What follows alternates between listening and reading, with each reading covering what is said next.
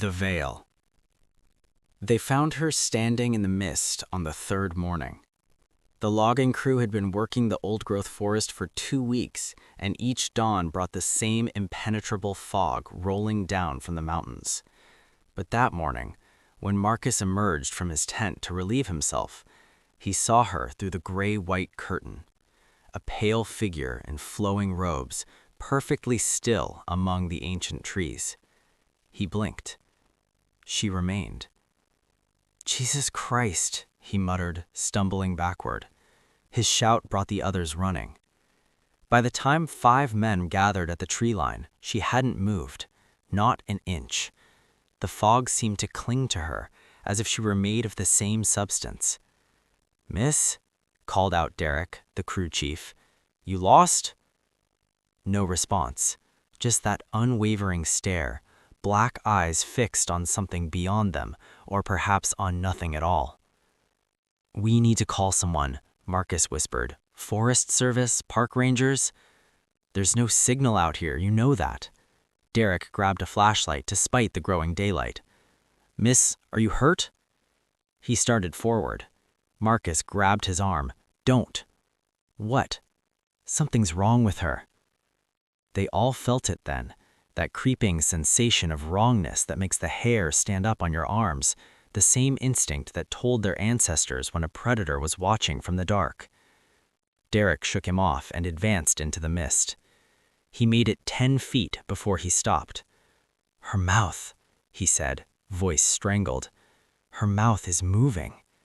From where they stood, the others couldn't see it, but they could suddenly hear it.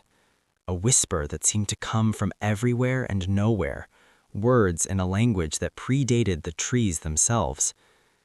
Derek turned back to them. His face had gone slack with terror. "We need to leave, now. Pack everything, we need to—" The woman's head tilted. Just slightly. Just enough. Derek's words cut off mid-sentence. His eyes rolled back white and he collapsed like a puppet with severed strings. The crew ran to him, but Marcus kept his eyes on the woman. She was closer now.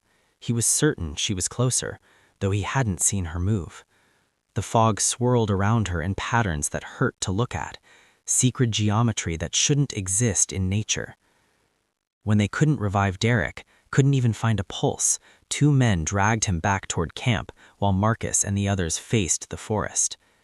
She stood among the trees, one hand extended now, palm up, as if offering something or asking for something in return.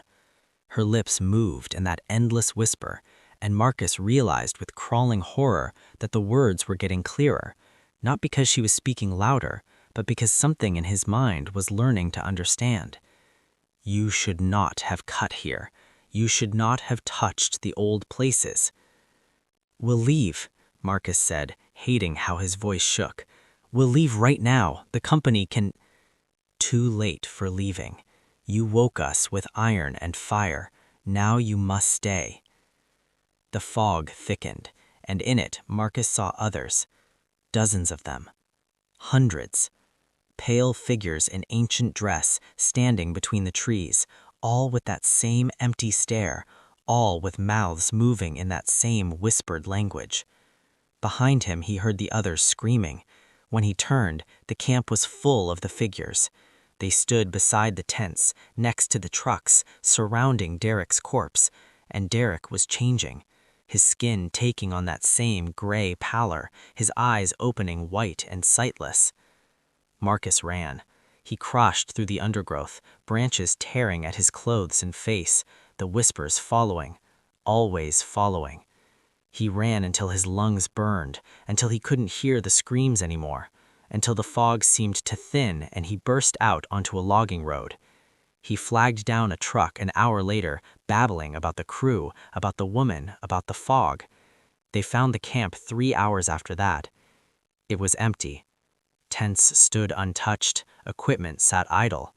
5 men had simply vanished into the morning mist. Marcus was held for questioning, released, and spent 6 months in psychiatric care. He doesn't talk about what happened anymore. He doesn't have to, because sometimes, on foggy mornings, he sees her, standing at the end of his street, in the parking lot at the grocery store, outside his apartment window, 13 floors up.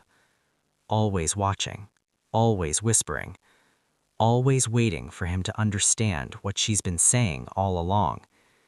The forest remembers, the forest keeps, and the forest always collects its debts. Marcus hasn't left his apartment in 3 weeks. The fog outside has been particularly thick lately, and last night, he woke to find his mouth moving, forming words in a language he doesn't know, whispering in a voice that isn't his own.